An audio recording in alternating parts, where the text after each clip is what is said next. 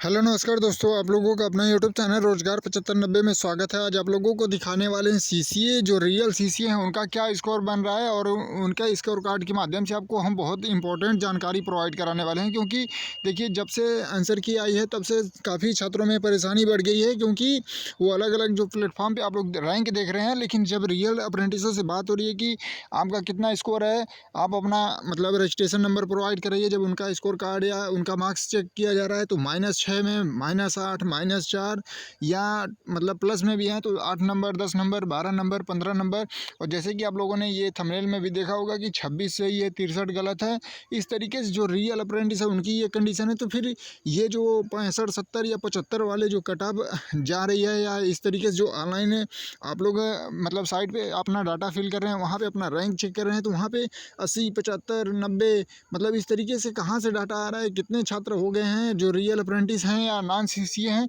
इस तरीके से सारी जो जानकारियाँ आपको मिल रही हैं, आप लोगों को बता दें कि देखिए, जिनका 65 प्लस है, 67 है, वो भी लोग मतलब काफ़ी परेशान है। सोचिए कि नॉर्मलाइजेशन में उनका बढ़ के अगर 67 है, 65 है, तो ये चीज़ें तो मतलब क्लियर है कि ज़रूर 2 नंबर, 4 नंबर ज़रूर बढ़ेगा। तो इस तरीके से तो 70 तक पहुँच जा रहे हैं।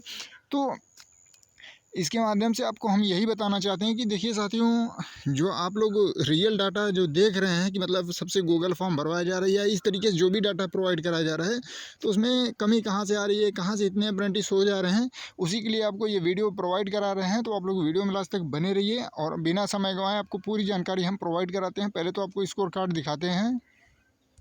देखिए, सिंपल सी बात आप लोगों को हम यही समझाना चाहते हैं कि जो रियल अप्रेंटिस हैं और जो मतलब कंटिन्यू हमसे टच में थे, जो मतलब डेली बाय डेली मतलब बात भी करते थे हर महीने 15 दिन पे कि सर हमारा ये स्कोर बन रहा है, हमारा 55 बन रहा है, हमारा 50 बन रहा है। मतलब जो प्रीवियस के सॉल्व करते थे या जो मॉक टेस्ट होता था उसमें उन लोगों का जो स्कोर बनता था कि हमारा 55 बन रहा है, हमारा 60 तक भी बन जा रहा है कभी कभी। तो इस तरीके से उनका स्कोर जब मतलब रियल में आया तो वहाँ पर देखने को मिला कि 42 नंबर बन रहा है ग्रुप डी के एग्ज़ाम में, क्योंकि पेपर उसी मतलब लेवल का था। लेकिन जब नंबर आया तो 40 नंबर, 42 नंबर, 36 नंबर तक मतलब नंबर आया काट पीट के। तो सोचिए कि ये कंडीशन बनी। और जो ये आप लोगों के सामने स्कोर बोर्ड भी देखने को मिल रहा है, तो ये रियल अप्रेंटिसों का डाटा है। यहाँ पे देखिए 100 क्वेश्चन इन्होंने अटेम्प्ट किए थे, सॉरी 100 क्वेश्चन का पेपर था, और यहाँ पे देखिए 26 क्वेश्चन केवल और केवल सही है इनका, और 63 क्वेश्चन गलत है। और 63 का हमने आपको इसके पहले वीडियो में बताया था कि 63 का जब आप 1/3 कट करेंगे तो लगभग 21 नंबर माइनस हो जाएगा। ठीक है, तो 26 तो इन्होंने सही ही किया था, लेकिन उसमें से अगर आप देखेंगे तो 21 माइनस भी हो जा रहा है, तो इनका केवल और केवल 5 नंबर बच रहा है। तो इस तरीके से जब हमारे पास इतने स्कोर कार्ड हैं जो रियल अप्रेंटिस हैं, अगर मान लीजिए 20 लोगों से बात कीजिए तो उसमें 8 से 10 लोग, 20 लोग ऐसे ही आपको मिलेंगे। 20 में 20 भी ऐसे मिल जा रहे हैं कि जिनका 55 के नीचे ही है, किसी किसी का 55 है। तो इस तरीके से जब है तो फिर ये 75 या 70 इस तरीके से NSE प्लस CBT जो मिला के स्कोर बन रहा है, वो कहाँ से लोग आ रहे हैं। यह मतलब ऐसे तो नहीं है कि मतलब जो प्राइवेट लिमिटेड कंपनी से करके आ रहे हैं वो भी डाटा वहाँ फिल कर रहे हैं, तो बिल्कुल ऐसा ही है। वो जो आप लोग रैंक मित्रा या रैंक गुरुजी पे आप लोग देख रहे हैं, तो उसमें रियल अप्रेंटिसों का डाटा फिल नहीं है, क्योंकि काफ़ी छात्र उसमें से देख रहे हैं तो कह रहे हैं कि सर हम तो रैंक से बाहर हो गए। जब भी बुलाया जाएगा तो उतने ही कैंडिडेट को बुलाया जाएगा जितनी सीटें हैं 1 बाई 1 के हिसाब से। तो देखिए, जब आपने फॉर्म भरते टाइम देखा होगा कि जो CCA कैंडिडेट हैं, मतलब जो प्राइवेट से भी करके आए हैं, तो उन्होंने अपना मतलब फॉर्म भरते टाइम भी CCA चूज किया है। तो जब आंसर की या अपना रैंक भी देख रहे हैं तो CCA के ही कैटेगरी में देख रहे हैं, ना कि वो ओपन में अपना स्कोर देख रहे हैं। तो जब वो CCA कैटेगरी का चयन करके वहाँ पे अपना ऑप्शन में अपना फिलअप कर रहे हैं, तो वहाँ पे उनका रैंक भी तो CCA की कोटा में ऐड हो रहा है। तो इस तरीके से है, ठीक है। और ऐसा नहीं है कि अगर मान लीजिए कोई CCA हो, वो उसका मान लीजिए 75 है, हो सकता है यहाँ पे 90 क्लिक कर दिया हो, तो 90 से जहाँ 25 नंबर बनना है वहाँ 30 नंबर बन जाएगा। तो इस तरीके से 5-5 नंबर तो भी बढ़ जाएगा। तो ये सभी कारण हैं। और अभी अभी हम काफ़ी जोन का हमने PDF भी निकाला है कि जो जोन वाइज डाटा दिखाया जा रहा है, तो जो सीटों का आंकड़ा वहाँ पे आपको देखने को मिला है कि मतलब जितनी सीटें हैं उतने में कितने स्कोर आ रहे हैं।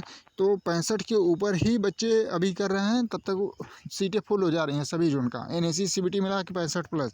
तो सोचिए कि जहाँ पे हम बार बार यही बताने की कोशिश कर रहे हैं, जहाँ 10 लोगों में, 12 लोगों में, 15 लोगों में कंपटीशन था, तो वहाँ एक कंडीशन कैसे बन गई। और सब तो सब छोड़िए, यहाँ पे आपको जहाँ पटना हो गया, रांची हो गया, अजमेर हो गया, जहाँ पे 5 से 6 लोगों में पर सीट कंपटीशन था, अगर आप वहाँ का भी देखेंगे तो वहाँ भी जो फॉर्म प्रोवाइड मतलब लिंक पे आप लोग जाके अपना डाटा फिलअप कर रहे हैं, फिर वहाँ से चेक कर रहे हैं कि आपका रैंक कितना है, तो वहाँ पे भी 65, 67, 70, 72 मतलब NSE CBT मिला के स्कोर आ रहे हैं। फिर आखिर में डाटा आ कहाँ से रहा है?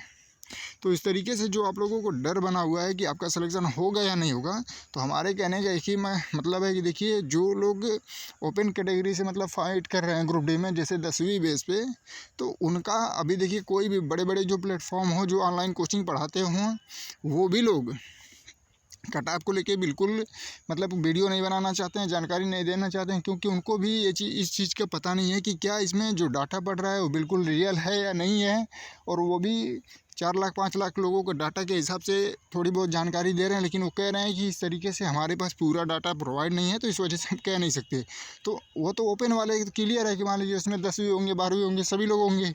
लेकिन अप्रेंटिस में जब आप यहीं पर आएंगे तो अप्रेंटिस में समस्या ये है, जो रियल समस्या अप्रेंटिस की है कि इसमें नॉन CCA को लेके, तो इस वजह से नॉन CCA में और CCA में जब तक अलग नहीं किया जाएगा तब तक कोई भी प्लेटफॉर्म या कोई रेलवे के अलावा आपको एग्जैक्ट नहीं बता पाएगा कि क्या कट ऑफ जाने वाली है, क्या स्कोर रह रहा है।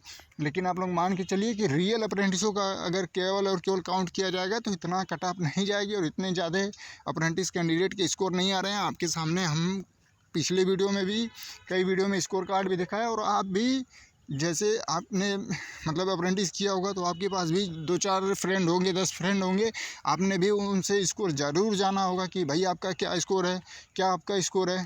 तो 10-20 लोगों में एक लोगों का स्कोर है जो 55 से प्लस जा रहा है, ठीक है, ये कंडीशन है।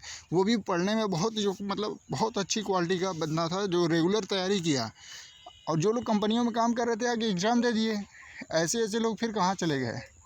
अगर उनका भी इस तरीके से आ रहा है 65-70, तो फिर अप्रेंटिस करने का कोई मतलब नहीं है, अप्रेंटिस करना बेकार है। इससे बढ़िया 1 साल अप्रेंटिस में जो बर्बाद करेगा, उससे बढ़िया है कि जब 65, 70 या 75 ला के फिर सिलेक्शन लेना है ग्रुप डी में, तो 1 साल अपना ना बर्बाद करके 1 साल तैयारी करेगा तो 5-10 नंबर आराम से वो तैयार कर लेगा। क्या 1 साल में आप लोग 5 नंबर की तैयारी नहीं कर सकते हैं? हमारे कहने का मतलब, मान लीजिए साइंस आपकी कमज़ोर है तो साइंस में आप 1 साल पढ़ लीजिए।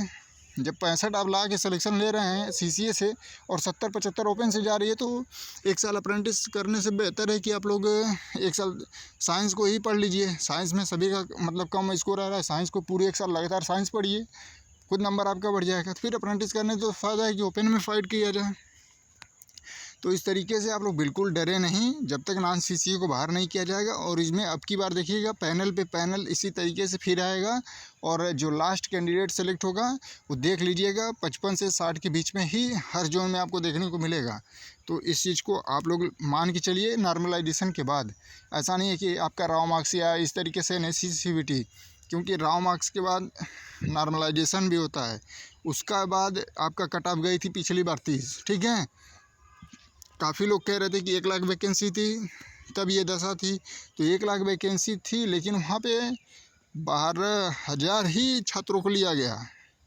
8,000 तो मान लीजिए वहाँ पे मिले ही नहीं, मतलब सीट खाली चली गई 8,000 के लगभग। तो 12,000 लोगों को चयनित करने में 30 कट ऑफ जा रही है, और वहीं पे 6,000 लोगों को सेलेक्ट करने में सीधे दोगुना से भी ज़्यादा चली जाएगी। इतना तो नहीं है, 10 से 15 नंबर, 20 नंबर ऐड कर लीजिए। 30 गई थी, 50 जा सकती है ज़्यादा से ज़्यादा। नॉर्मलाइजेशन होने के बाद 30 गई थी, नॉर्मलाइजेशन होने के बाद 50 जा सकती है, 52 जा सकती है। तो इस तरीके से कुछ समझ में आ रहा है। अब ऐसा नहीं है कि 30 गई थी अब सीधे आप 75 ला दे रहे हैं, 70 ला दे रहे हैं। तो इस तरीके से छात्रों में भी काफ़ी डर बना हुआ है कि अप्रेंटिस करने का क्या ही मतलब है। तो बिल्कुल जो लोग अप्रेंटिस कर रहे हैं, आप लोग खुद सोच लीजिए और इसको देख लीजिएगा अब की बार का कट ऑफ, उसके हिसाब से आप लोग खुद फैसला कर लीजिएगा अप्रेंटिस करना उचित है या नहीं है। और जो लोग कर चुके हैं तो उनके पास एक ही ऑप्शन है कि बिल्कुल आप लोग तैयारी करिए, तभी सिलेक्शन होगा, क्योंकि आप लोग खुद ग्रुप में और सभी जगह देख ही रहे हैं। बाकी कोई भी प्लेटफॉर्म अगर आपको कह रहा है कि हम आपको एक्चुअल डाटा बता रहे हैं, एक्चुअल कट ऑफ बता रहे हैं, हम गूगल फॉर्म भरवाए हैं, तो चाहे जो जितना भी कर ले, जब रेलवे उसको अलग नहीं कर पाया, नॉन CCA को तो कोई नहीं कर पाएगा, ना कोई आपको रियल में बता पाएगा। तो आप लोग इस तरीके से गुमराह ना होइए, अपनी तैयारी में लगे रहिए। बाकी अगर कोई डाउट होगा तो कमेंट कर लीजिएगा। धन्यवाद साथियों।